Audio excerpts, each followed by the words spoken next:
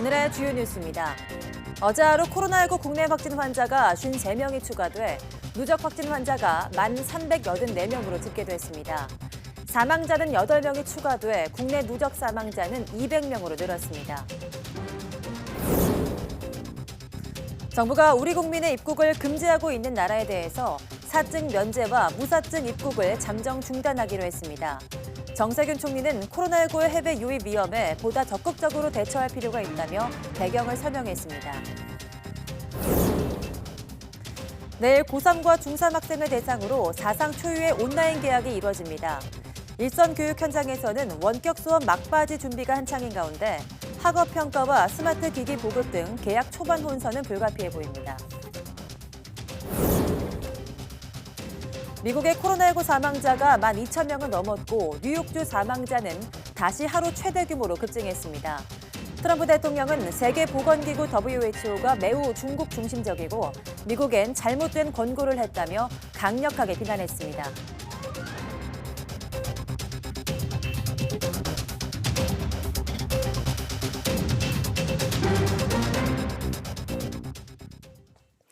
여러분 안녕하십니까? 4월 8일 사이언스 투데이입니다.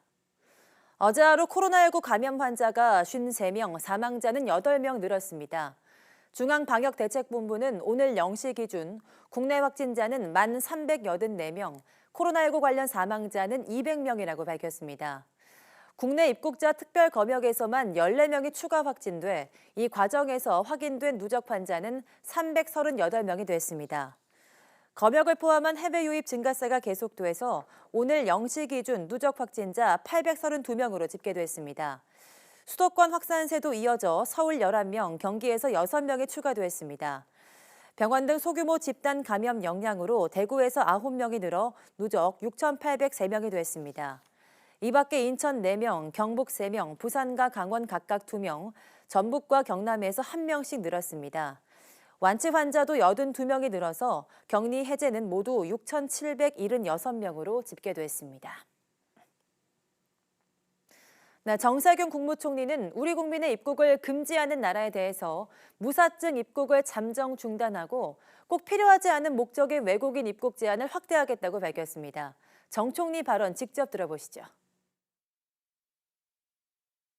오늘 회의에서는 해외 유입 위험에 대한 보다 적극적인 대응 방안을 논의하겠습니다.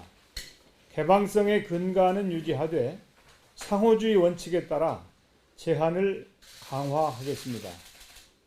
우리 국민의 입국을 금지하고 있는 나라에 대해 사증 면제와 무사증 입국을 잠정 정지하고 불효 불급한 목적의 외국인 입국 제한을 확대하겠습니다. 관계부처에서는 오늘 논의 결과에 따라 조속히 시행 방안을 마련해 주시기 바랍니다. 사상 초유의 온라인 개학이 이제 하루 앞으로 다가왔습니다. 과연 출결이나 학업 평가가 잘 이루어질지 교육 현장의 불안은 여전한데요. 특히 저소득 가정과 장애 학생, 다문화 가정 등 취약계층은 사각지대로 내몰리고 있습니다. 보도에 부장원 기자입니다. 처음 겪어보는 온라인 개학이 임박하면서 일선 교육 현장은 준비에 여념이 없습니다. 수업은 물론 출결 확인에 과제 제출까지 모두 인터넷으로 해야 하는 상황.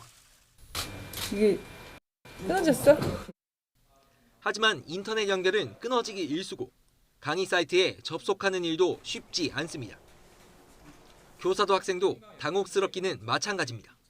3학년들만 이제 시작한 거잖아요. 그런데도 불구하고 그러니까 영상이 플레이도 안 되고 막 계속 안 들어가진다는 얘기가 있는 걸로 보아서 되게 불안한 거예요. 지금 다른 학년까지 이제 들어오게 되면.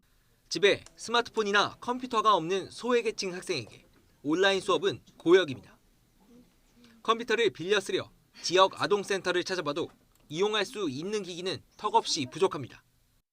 사실은 없고요. 지금 이제 그래서 막 시간대별로 짜야 되는지 이거를 그렇다고 아이들이 한두 과목이 듣는 게 아니라서 솔직하게 저희 막 펑크가 날 수도 있을 것 같아요.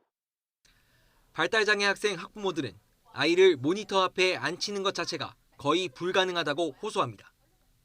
집안에 갇혀 있다 보니 아이들이 이제 도전적 행동도 막 생기고 내가 왜 계속 집에 있어야 되는지 모르는 학생들한테 학습을 이어가야 된다는 게 좀 힘이 들었죠. 다문화 가정도 사정이 크게 다르지 않습니다. 서툰 한국어로 인터넷 강의 사이트에서 아이디를 만드는 일부터 버겁습니다. 알려주는 거대로 그대로 해도 로그인 할 수가 없는 거예요. 정말 버벅대고 봐도 못 알아보겠고 뭐라고 그러는지 따라 하지도 못하겠고. 개학까지 이제 남은 시간은 단 하루.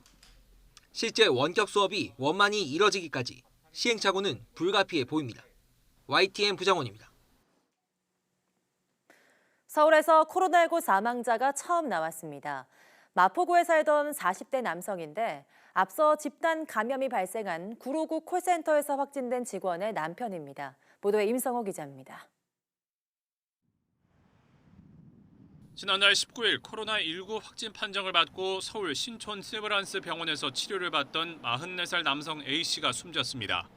A씨는 폐암을 앓고 있었고 코로나19로 숨진 서울의 첫 사망자입니다. A씨는 폐암으로 일을 못해서 집에서 투병 생활을 해온 것으로 전해졌습니다. 이 때문에 부인이 남편을 대신해서 생계를 꾸려왔는데 부인은 지난달 집단 감염이 발생했던 959 콜센터 직원이었습니다.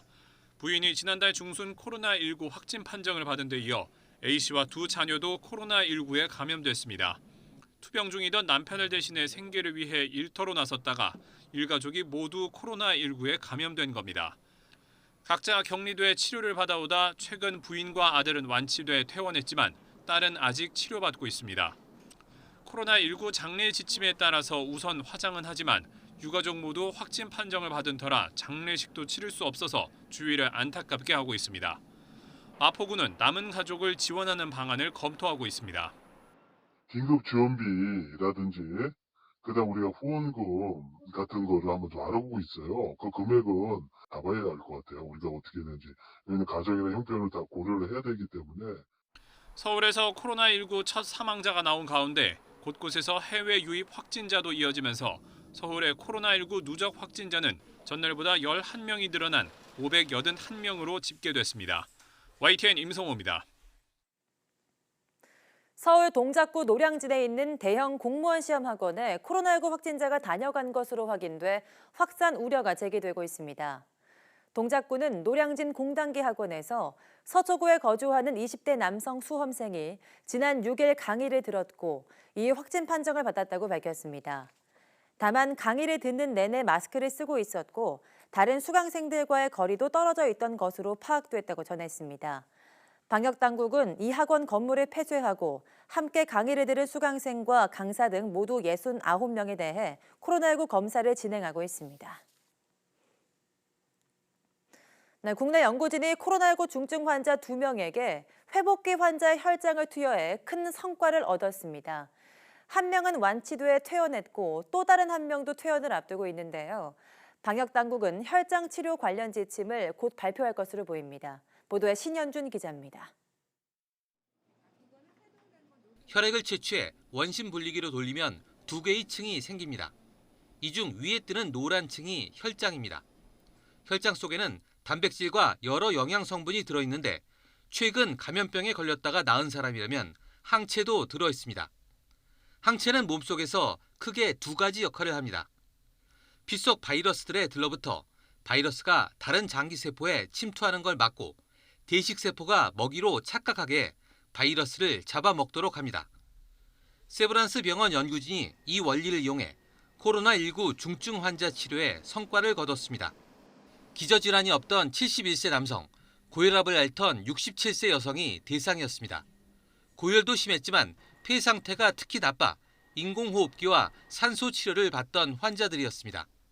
항바이러스 치료라든지 기계호흡이라든지 보존적인 치료들을 했는데 이제 급성 호흡곤란 증후군 상황이 나아지지 않아서 스테로이드랑 혈장 치료를 같이 한번 해보자라고. 연구진은 메르스 때 지침에 따라 코로나19 완치자의 혈장 500ml를 12시간마다 환자들에게 투여하고 스테로이드 치료를 병행했습니다. 그리고 이틀 뒤부터 효과를 봤습니다. 폐 X선 사진에서도 알 수 있듯이 뿌옇던 염증이 많이 사라지고 바이러스도 크게 줄었습니다. 부작용도 없었습니다. 20여일 넘는 치료를 통해 두 환자 모두 완치 판정을 받아 여성 환자는 최근 퇴원을 했고 남성 환자는 퇴원 대기 상태입니다. 치료제나 백신이 없는 상태에서 나온 이번 성과는 국제학술지에도 실렸습니다. 방역당국은 곧 기본 지침을 발표하겠다며 혈장 치료에 힘을 싣는 분위기입니다. 회복기 혈장 지침이 곧 완성된다는 말씀을 드리면서 다른 치료 등과 관련된 연구 개발도 신속하게 진행하고 또 평가받고. 하지만 관건은 완치자들로부터 혈장을 충분히 확보할 시스템 구축입니다. 또 아직 대규모 임상시험이 없어 부작용에 대한 논란도 제기될 수 있어 조율 역할을 할 중앙기구 구성도 필요해 보입니다. YTN 신현주입니다. 자가격리 의무를 지키지 않고 무단으로 이탈하는 사례가 잇따르자 정부가 지자체 지리정보 시스템을 활용해 실시간으로 자가격리자를 추적하기로 했습니다. 또 불시 점검도 전국으로 확대했습니다. 홍민기 기자입니다. 인천시 중구청에서 운영하는 지리정보 시스템 통합 상황판입니다. 자가격리자 앱을 지리정보 시스템과 연계해 휴대전화 GPS를 추적하는 방식으로 동선을 확인할 수 있습니다. 5분 단위로 위치가 표시됩니다. 행정안전부가 만든 가상의 자가격리자입니다. 자가격리 위치는 이렇게 빨간 점으로 표시되는데요. 위치를 이탈할 경우 이렇게 초록색 선으로 동선이 표시됩니다. 전국의 모든 지자체가 앞으로 이런 방식으로 자가격리자를 감시할 예정입니다. 감시 체계를 강화한 건 자가격리자가 4만 명을 넘으면서 지침을 제대로 지키지 않은 사례가 속출하고 있기 때문입니다. 정부는 이에 더해 3중 감시 체계를 가동하기로 했습니다. 구청이나 군청 공무원이 지역 자가격리자를 관리하던 것에서 나아가 해당 시 도에서도 확인하고 중앙재난안전대책본부도 추가 검증을 하기로 한 겁니다. 휴대전화 자가격리 앱으로 건강 상태를 매일 확인하고 유선으로 하루 2차례 위치와 건강을 체크하는 것과 더불어 일부 지자체에서 실시했던 불시 점검도 전국으로 넓힙니다. 휴대전화를 놔두고 돌아다니는 사례를 막겠다는 겁니다.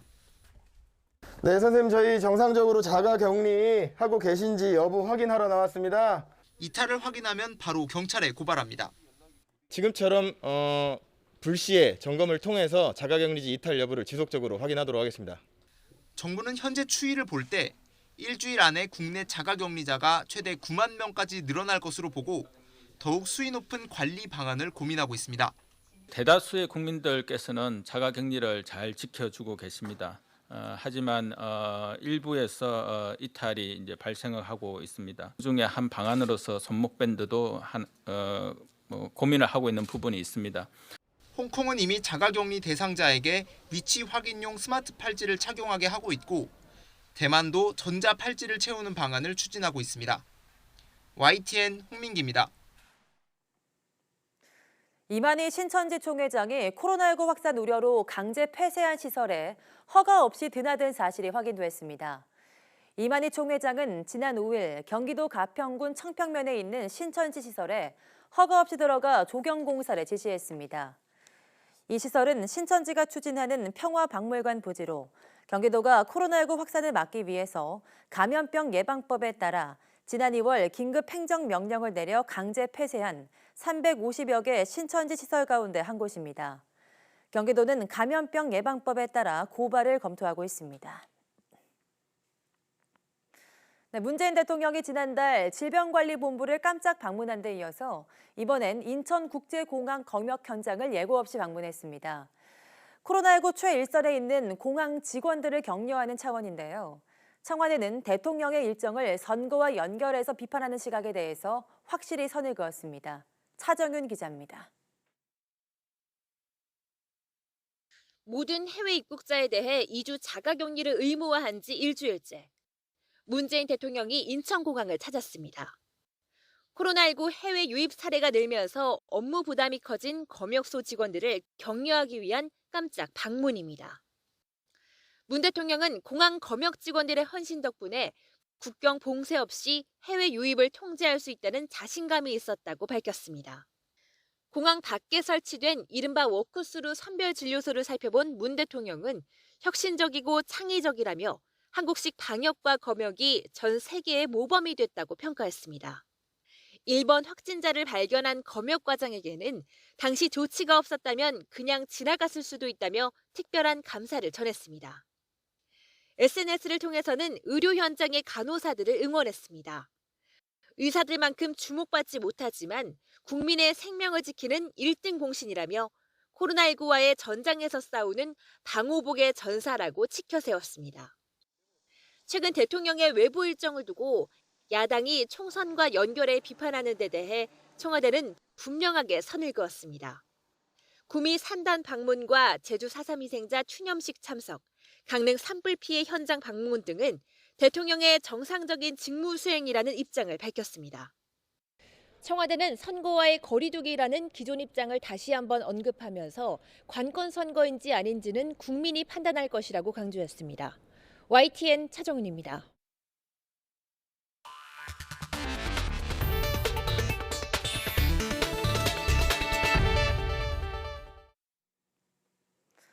코로나19 사태가 정점에 도달한 것 아니냐는 기대가 있었지만 미국 뉴욕주의 하루 사망자가 최대 규모로 다시 늘었습니다.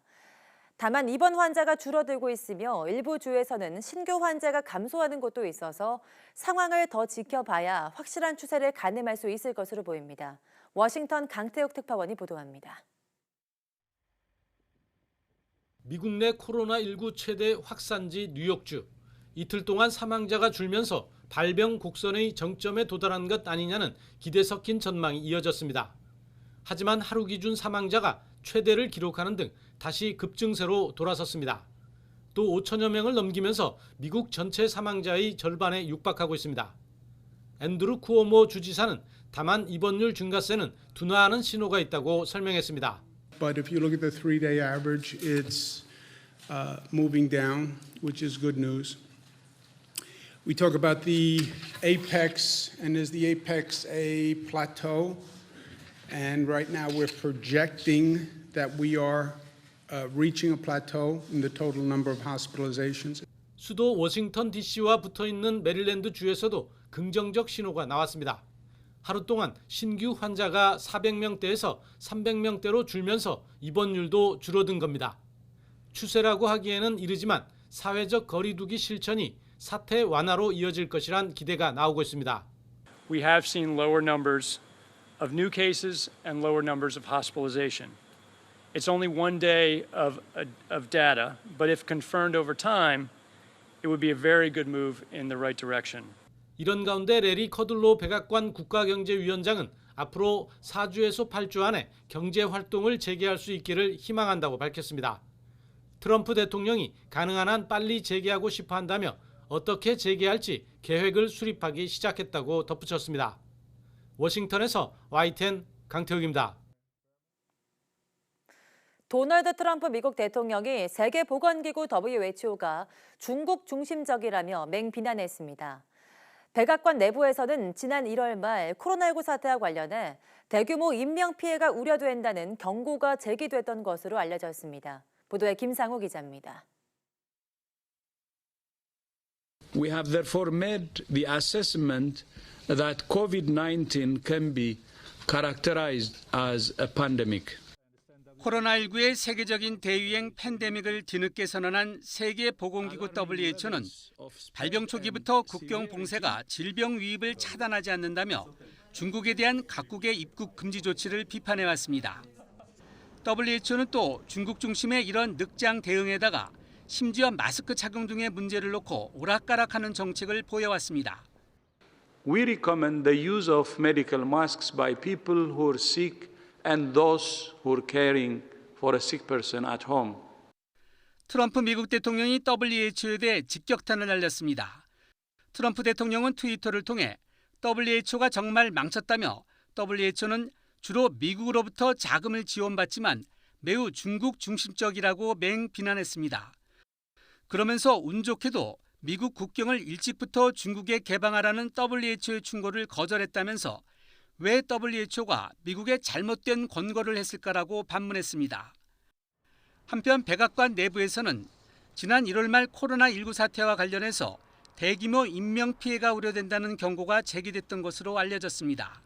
트럼프 대통령의 측근인 피터 라바로 백악관 국장은 중국 여행 금지 조치라는 제목의 1월 29일자 메모에서 팬데믹 가능성을 거론하며 코로나19 발병 시 무방비라고 경고했다고 뉴욕타임스가 보도했습니다. 보도 내용을 보면 중국에 대한 여행 금지 조치를 실행하는 것이 필요하며 최악의 시나리오에서 50만 명 이상 미국인이 숨질 수 있다고 전망했습니다. 특히 지난 2월 23일에 작성된 두 번째 메모에서는 미국인이 최대 1억 명이 감염되고 최대 120만 명이 숨질 수 있다는 전면적인 팬데믹의 가능성이 커지고 있다고 강력히 경고했습니다. 트럼프 대통령은 대외적으로 코로나19를 독감 수준으로 지부했지만 백악관 내부에서는 암울한 경고음이 한두 달 전부터 이어진 것입니다. YTN 김상호입니다. 프랑스의 코로나19 사망자가 하루 사이 1,400여 명 늘어서 모두 10,000명을 넘어섰습니다.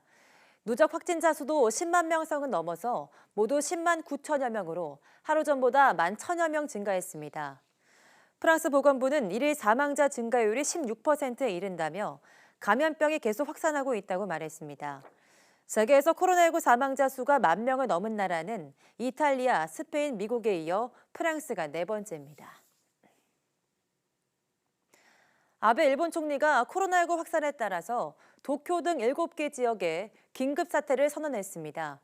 힘을 모은다면 어려움을 극복할 수 있다며 적극적인 참여를 촉구했습니다. 보도에 건남기 기자입니다. 누적 감염자 1,000명을 넘어선 도쿄. 빠른 감염세와 함께 감염 경로를 알 수 없는 환자가 최근 절반을 넘어섰습니다. 아무 조치가 없다면 2주 뒤 10,000명, 한 달 뒤엔 환자가 8만 명을 넘게 된다는 게 일본 정부의 예상입니다. 결국 사람 간 접촉을 최대한 줄이는 것이 관건이라며 긴급 사태를 선언했습니다. 人と人との接触機会を最低7割、極力8割削減することができれば、2週間後には感染者の増加をピークアウトさせ、 긴급 사태는 도쿄와 오사카, 후쿠오카 등 7개 지역에 다음 달 6일까지 약 한 달간 발령됩니다. 국민이 지켜야 할 행동 지침도 구체적으로 언급했습니다. 필수 직종 외엔 재택근무를 원칙으로 하고 나이트클럽 등 유흥업소와 회식 등을 피해달라고 강조했습니다. 긴급 경제대책도 내놨습니다. 소득이 줄어든 가구에 340만 원을 현금 지원하는 등 전 세계 최대 규모의 경제 대책을 내놨다며 모든 정책을 총동원해 위기를 넘겠다고 역설했습니다. みんなで共に力を合わせれば再び希望を持って前に進んでいくことができる。 기자회견에선 긴급사태 선언이 너무 늦은 것 아니냐는 지적도 나왔습니다.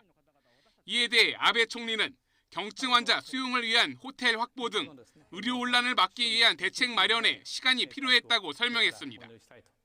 긴급사태 선언의 효과에 의문이 제기되는 가운데 감염자가 계속 늘 경우 강제성 있는 추가 조치를 내놓을지 묻는 질문에 아베 총리는 뚜렷한 답변을 내놓지 않았습니다. YTN 권남기입니다. 4차 산업혁명을 선도한 인공지능의 핵심 기술은 두뇌 역할을 하는 고성능 반도체에 있습니다. 국내 연구진이 가격은 50배나 낮추고 성능은 25배나 높인 AI 반도체 개발에 성공했습니다. 이동은 기자입니다. 스스로 달리는 자율주행차입니다. 앞차는 물론 차선이나 보행자의 거리를 스스로 인식하고 계산해 명령을 내립니다. 도로 위의 수많은 정보를 얼마나 빠르고 정확하게 계산해내느냐가 자율주행차의 핵심입니다. 국내 연구진이 이런 연산에 최적화된 고성능 반도체를 개발했습니다. 반도체 내부 구조를 재배열해 1초에 40조 번의 계산이 가능하지만 소모 전력은 백열전구 하나를 켤 때의 절반밖에 되지 않습니다. 기존 반도체와 비교하면 연산 능력은 25배 높였고 전력 소비는 20분의 1로 줄였습니다. 저희가 개발한 인공지능 반도체는 그 인공지능 서비스를 위한 연산을 처리 능력을 극대화했기 때문에 많은 인공지능 서비스의 실시간으로 처리가 가능합니다. 반도체의 전력 효율이 극대화되면서 제조 단가는 50분의 1로 낮아졌습니다. 이렇게 되면 자율주행차는 물론 AI 비서나 드론, 지능형 로봇 등의 성능을 저렴한 가격으로 높일 수 있어 그만큼 상용화가 앞당겨집니다. 반도체 시장에서는 결국은 그 높은 성능을 가지면서도 전력을 낮추는 기술이 굉장히 중요한 기술로 대두가 되고 있기 때문에 저희가 이번에 확보한 기술이 이제 또 그런 기술이고 이런 것들이 그 앞으로 AI를 하는 거의 모든 시스템에 채택이 될 겁니다. 연구팀은 이번에 개발된 AI 반도체의 연산 능력을 10배 정도 더 높이는 추가 연구도 시작했습니다. 정부도 이 같은 차세대 지능형 반도체 개발에 올해부터 10년 동안 1조 원이 넘는 예산을 집중 투자할 계획입니다. YTN 사이언스 이동훈입니다.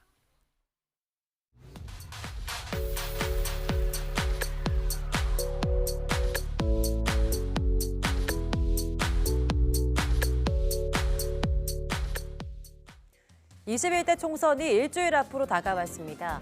이번 총선은 코로나19 여파로 투표율이 저조할 것이라는 전망이 나오고 있는데요. 하지만 이럴 때일수록 소중한 한 표를 잘 행사하는 게 중요하겠죠. 오늘 오후 사이언스투데이 생각연구소에서는 총선을 앞둔 투표 심리에 대해서 자세한 이야기 나눠보겠습니다. 모두 많은 시청 바랍니다. 함께해 주신 여러분 고맙습니다.